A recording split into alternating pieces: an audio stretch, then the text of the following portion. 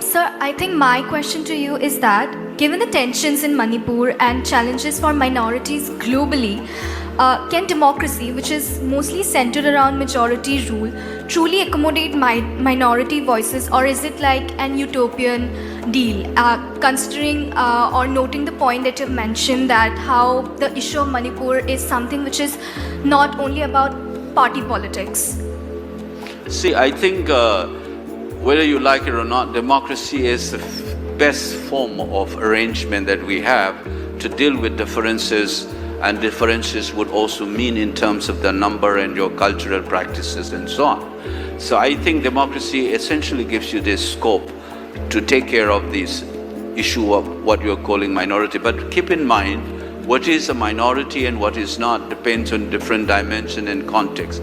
I may be a minority in Delhi as a Manipuri, but back home, if you look at me as a Meitei, then my community is the largest in the state of Manipur, not majority. You know, when you say majority in a numerical sense, it's 50% plus.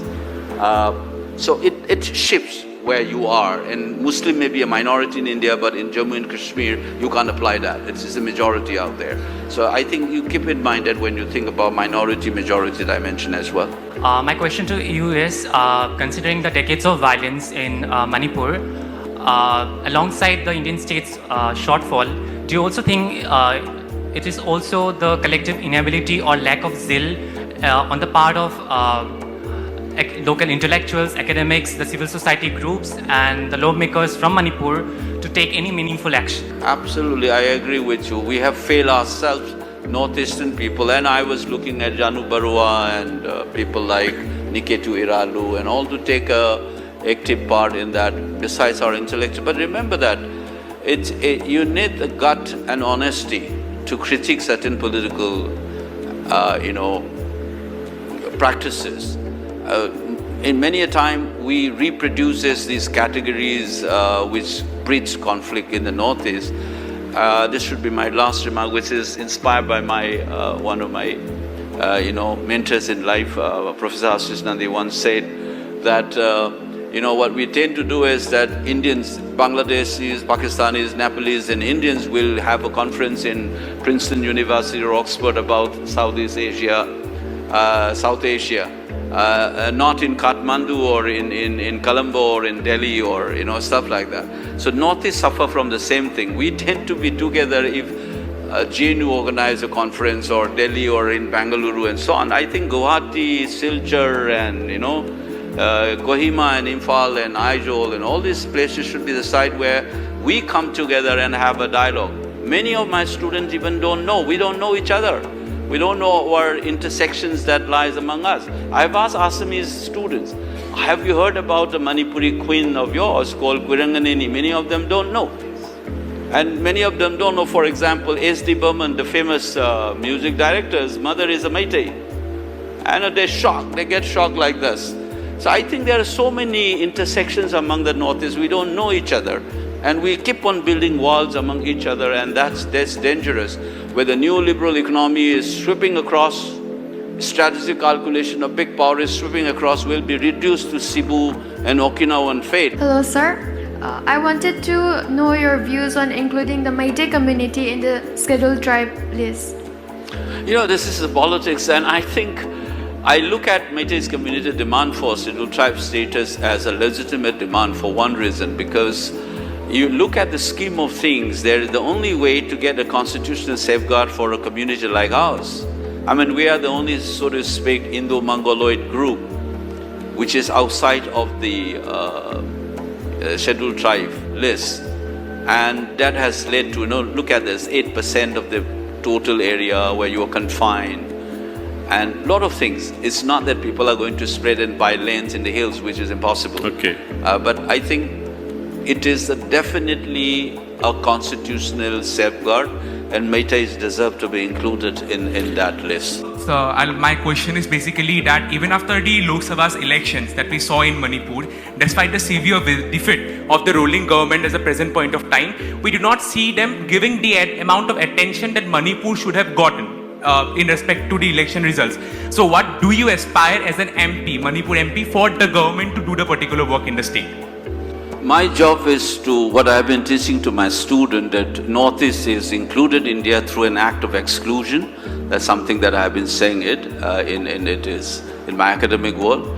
I need to tell the same thing to the larger audience now beyond my students and professional social science students, that the way the Northeast is in this scheme of things, this country, it's just because it's been excluded, it is out of the frame, it's out of mind, out of sight.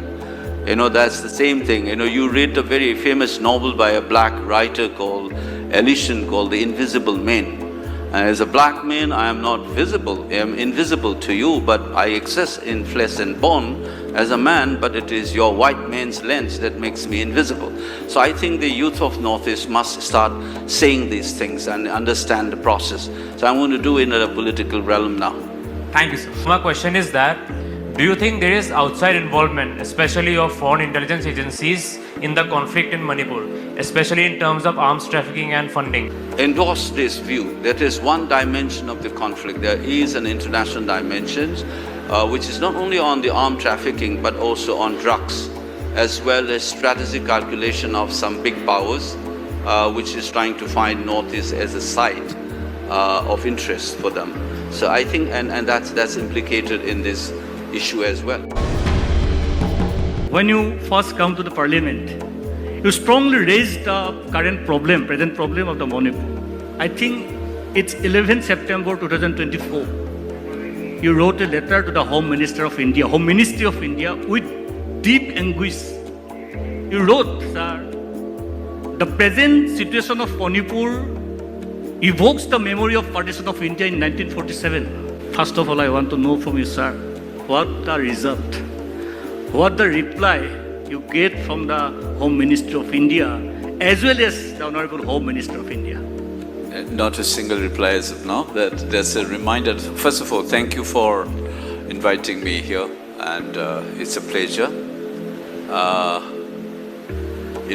For me, this kind of a formal occasions which I have attended in Kerala as well, in Monorama Conclave. This is a platform for me to communicate to you the pain and anguish that I personally go through, as much as my people in my home state have been going through for the last 17 months.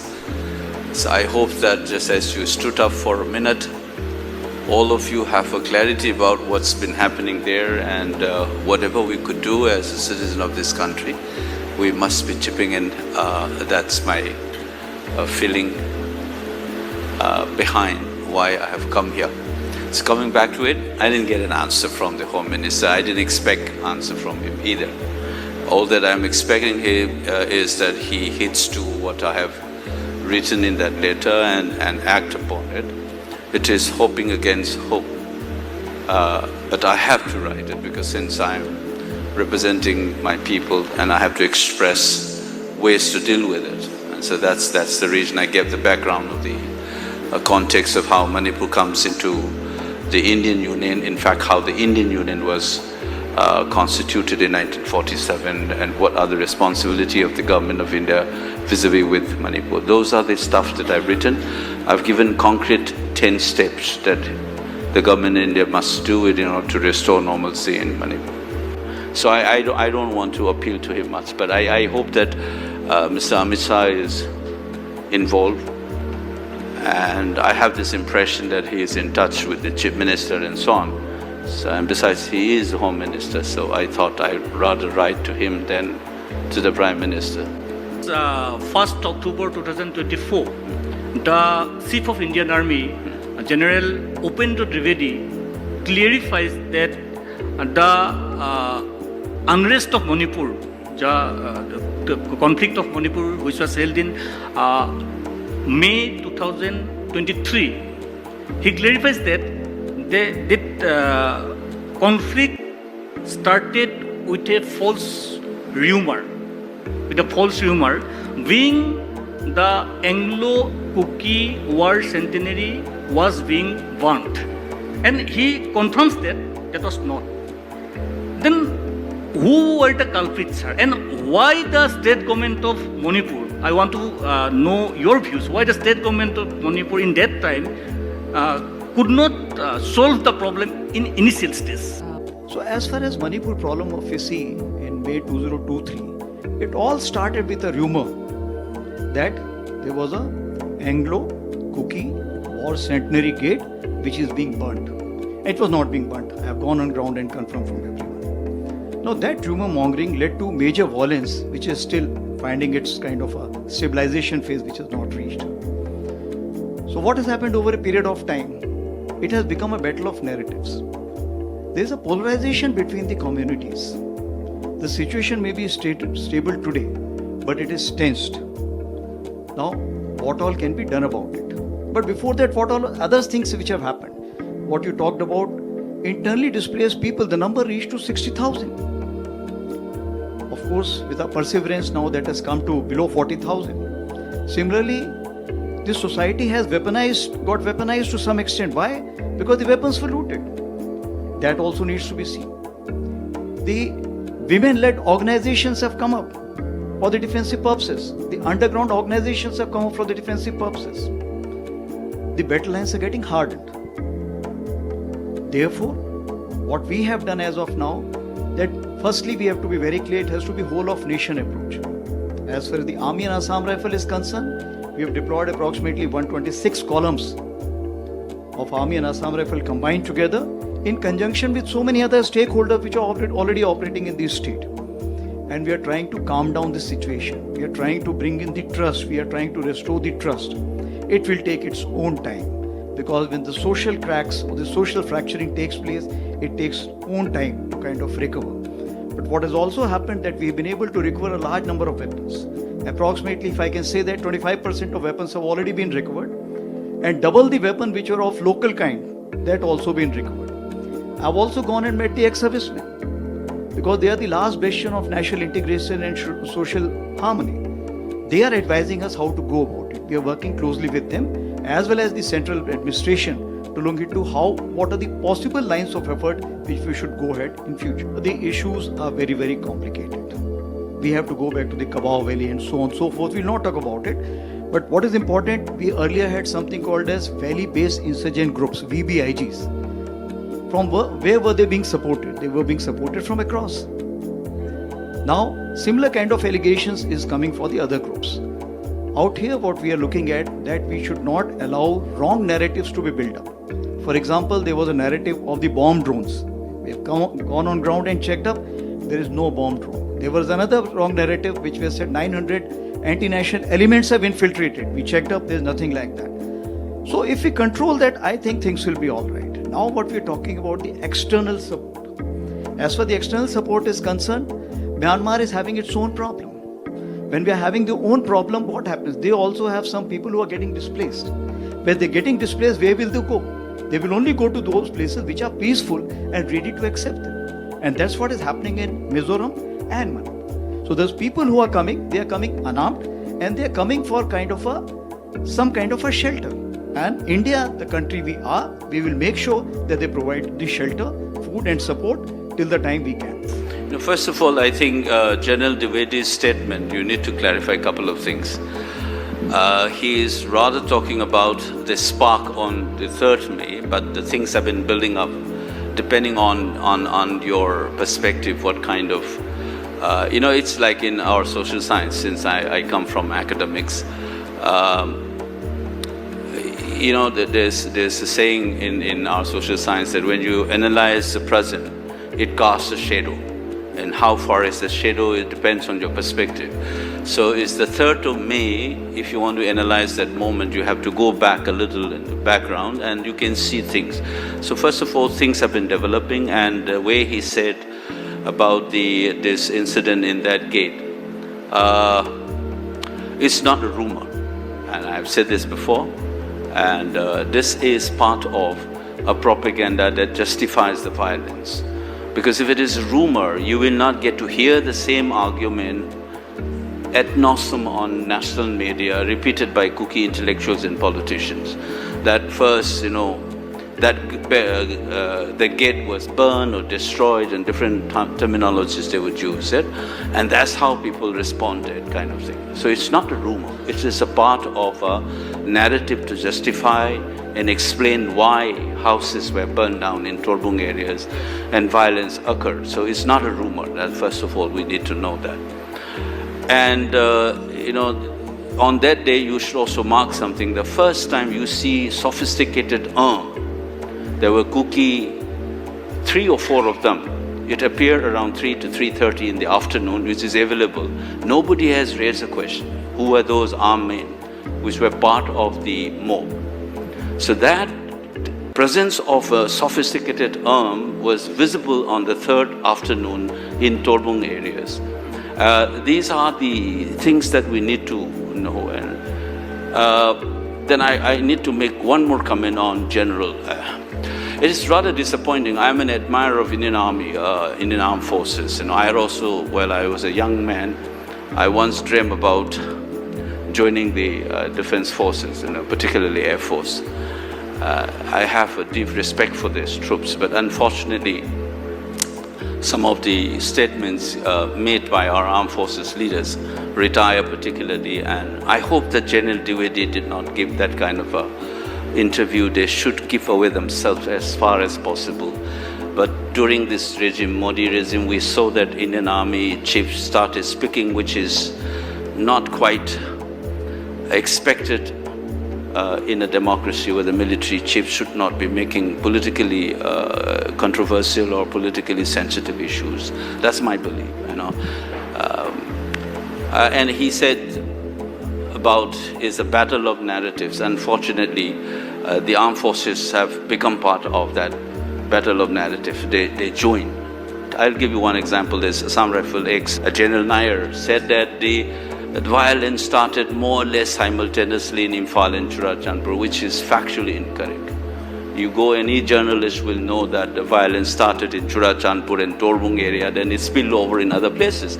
But it has created an impression, which is a widespread impression, especially among my communities, that the Assam Rifle is partisan in its approach.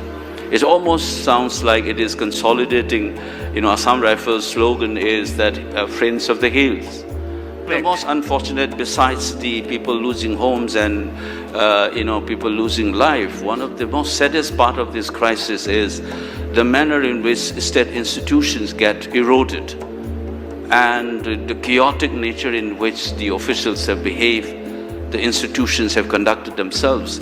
Among these sad scenario, I think the manner in which these retired officers started competing each other, DZ of the BSF saying against the Assam Rifle coming up something against it. I think they should have been a little reticent and keep it to themselves. And General Dwivedi coming into the scene is all the more sad for me because he is a serving chief.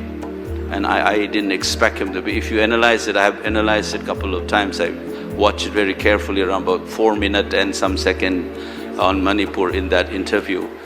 I desperately wish that he did not say all those things, and Indian Army's professional image remains intact. But unfortunately, that has not been the situation that we have in Manipur. But coming to that one, that is one of the reasons, where police competing with Assam Rifles and army competing with this. These are state institutions supposed to take care of the law and order and security. They are not supposed to work against each other. And look at the manner in which the intelligence input has been shared and retracted. It is a mockery of our, professionalism that we have. Manipur has shown almost like India's potential to become a banana republic. That's the way I look at it. So, factors that you are looking at, this is something for rest of us. It's very serious. And I believe that there is something more than the cookies and the Meiteis in this whole state of affairs. And this conduct of these, officers and officials tells very clearly that there's something more than you see. It's not merely a conflict between cookies, and many people have been bold enough to say that India's deep state is involved. in the crisis, and that is one of the reasons why they have allowed this crisis to go on, to achieve certain kind of political goals or strategic goals. That is a very serious issue, and that will show the erosion of the democratic ethos that we have it, and how in places, especially in Northeast. I need to give you this context. I have been arguing as a social science student for a long, long time. What was Okinawa to Japan, or the Cebu in Philippines? Northeast India is seen through a kind of a schizophrenic lens. We are a republican democratic space as part of this country. At the same time, it is also a militaristic space. Remember that Okinawa was not directly run by the United States State Department. Till 1972, it was under Pentagon. So the Defense Ministry and Army has a lot to do in the Northeast. So we are not as rest of the country.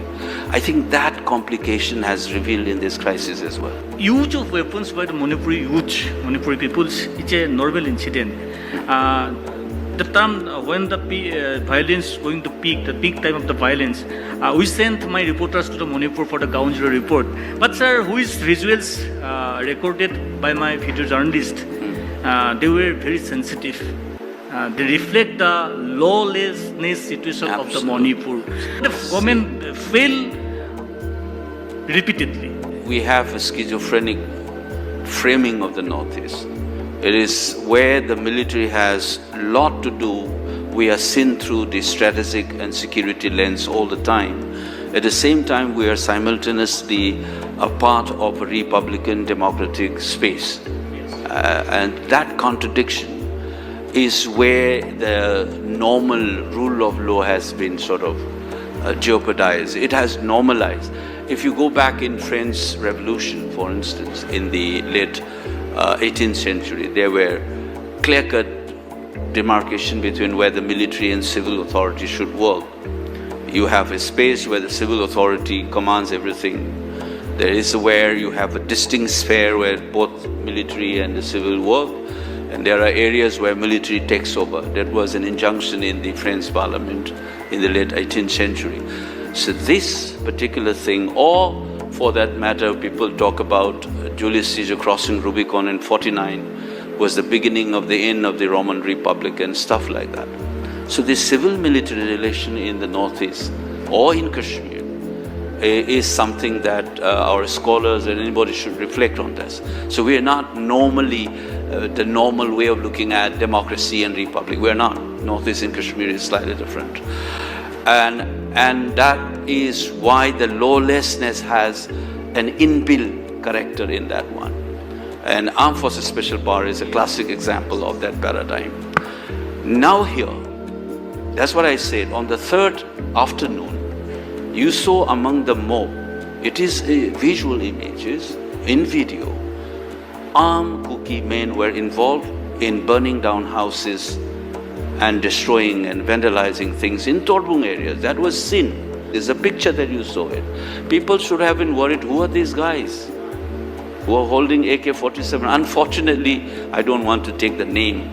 Well-known people started twisting that image, saying that these are armed Meitei men disrupting peaceful tribal rally. It's a complete disinformation. It was widely shared by a renowned activist on Twitter and in their handles and so on. I was shocked. But for the government of India, that should have been an alarming moment. How come among the mob, there were armed AK-47 wielding men were there in Torbung? This is on the third afternoon. Uski baad kya hua? We have seen. It's almost history now. I've been saying this. Everybody roaming around with arms. It's like what had happened in Afghanistan or Rwanda or anywhere places. How is it possible India to be like this? It's been something that I've been saying from the day one. And I've been appealing to the government of India. My first press interview, it was on 21st May, it was telecasted. Therein also I said, the state, writ of the state must work. The state must rein in this violence. I've been consistently saying, state is a state precisely because you monopolize the legitimate use of physical force. When you do not assert that power and you allow people to roam around with arms like this, it's like a civil war. It's a failed state. And that's why I call it a Hobbesian war. Manipur has been like this since 23rd, and the state has abdicated its responsibility. And we think we are a great country with 5th largest economy and 4th most powerful military in the world and stuff like that. We're a democracy, and I'm sorry to say that within quote, the national media has done a terrible job. I have done a study on this, which is based on media studies, theories and methods. It's available, by the way, online, and the book form is coming out again. It's against all the norms of your Press Council of India's standard. It is worked against it. So in fact, Manipur is a reminder that all of us as citizens of this country, as professional media men, as security agencies, not only politicians, all of us have failed. We have failed terribly. And that is something that we must accept. Everywhere, you cannot have this kind of a situation in a constitutional democracy like that. But sir, we saw in that time, the Chief Minister of Manipur played a drama which name is resignation. And parallelly, the role of central government is not remarkable to solve a long-term. They have no long-term plan, we saw. But what do we saw? You are a public representative and you talk with the general people of Manipur. What they want, what they say to the government of state Imphal and to the government of Delhi. You know, this is something that another layer of the abnormality that we have seen in Manipur, besides I have given you a lot of examples, is about, say, look at this 355 is being imposed or not. Right from the beginning. Remember on the 4th of July, on May, the next day, Yes. Kuldeep Singh was appointed as security advisor. Okay, it doesn't have much of an executive role. That's understandable at one plane. But in the same month, on 31st of that month, he was appointed as the chairman of the Unified Command, which is people call it Unified Command. Technically it's called Unified Headquarters, which is a body, you have representative of the, the army, the paramilitary like Assam Rifles, BSF, CRPF, Manipur Police, Intelligence, IB, everybody there. This is to coordinate their security and law and order operations. That was given to Kuldeep Singh. And that's why I sense that this is a facade.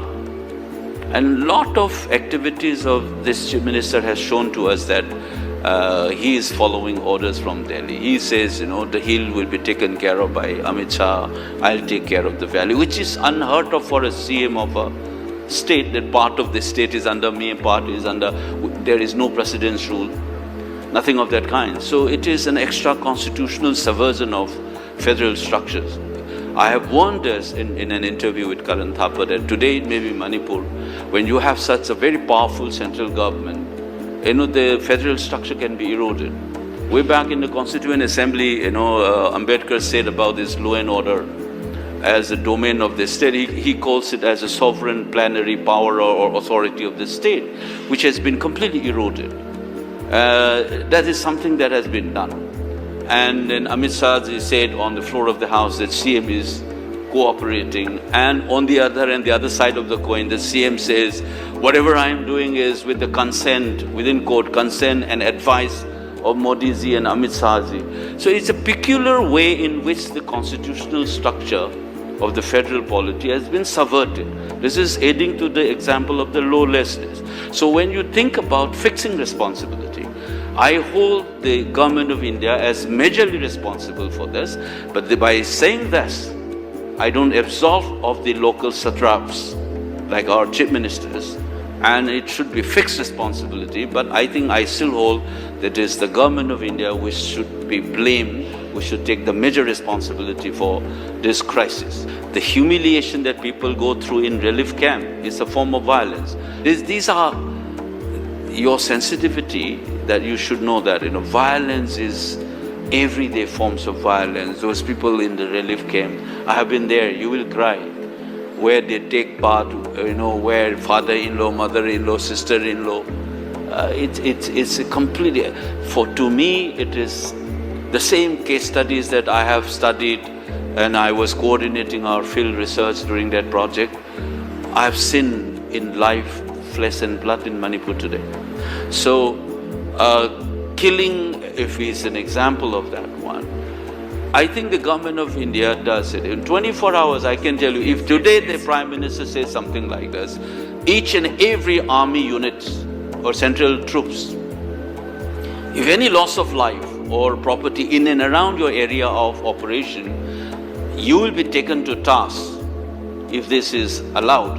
If the Prime Minister says like this, and if he calls all his BJP MLAs, remember that Biren's cabinet has been called a communal government, Meitei government, but you have 2 cabinet cookie ministers in that government. Still, it's a completely schizophrenic sense we have it. You kuch kehta hai, you don't fit in, that is the chaos. And sometimes I believe as Chanakya once said, like if you can't convince people, make them confused. So I get a feeling that the government of India is trying to do is to confuse the people of Manipur so that they can achieve 2-3 strategic and political, goals they have set up through this violence. And I think that is why it is an excuse that, not killing. If you have cracked down, even if you have killed it 200, 300, life would have been normal by now if you assert it. So I'm giving you 2 simple examples. If the Prime Minister says all our security forces, if the loss of life, if anything happened in and around your area of operations, you will be taken to task. Do you think that these army units would have not reacted? Remember that despite APSPA being there in Churachampur, Meitei villages have been wiped out. How does it happen? You have CRPC 131 section under which even you don't get a permission from the magistrate. If anything of the public tranquility is disturbed, you are supposed to respond. So with or without APSPA, all the available forces, and remember that we have at least, to the best of my knowledge, 2 divisions of Indian Army combined with the Assam Rifles, which is amount to around 20-25 soldiers, 1,000 soldiers. And despite that 60,000 people lost homes, 200 plus people have died, and you can't travel from one to another. This has never happened. One community can't travel onto the other space. And I often say today, I think rest of you, I'm just appealing. Think about if 2 divisions of Indian Army, it is like 20 to 25,000 soldiers. If they are doing a peacekeeping mission in Congo or in Africa and the same situation happened, what would have been the judgment on the Indian peacekeeping force? This is not even a UN assignment. This is your own country. So I think, we must go beyond this binary of cookie and Meitei, and as if you are watching like the Europeans have been criticized about you are watching and didn't respond in Rwanda because you think that is happening out there in Africa. So rest of the country is watching, cookies and Meiteis are fighting 17 months, people must try to talk to each other. That's not the way. I love diversity. This country is beautiful precisely because of the diverse cultures. I've taught students from Kanyakumari to Kashmir, from Gujarat to Nagaland. It's a wonderful country, so I don't want to flatten it. I get a feeling that one nation, one takes, one examination, one this, one that. I think that kind of a flattening, Congress is opposite to that one, is diversity. And I was enticed by Rahulji's statement that India is a union of state. And I truly believe that we come together. That's what I wrote to Misaji as well. It is the coming together of various people, various political formation state constituted this country. You should not flatten it. That's why I chose Congress Party.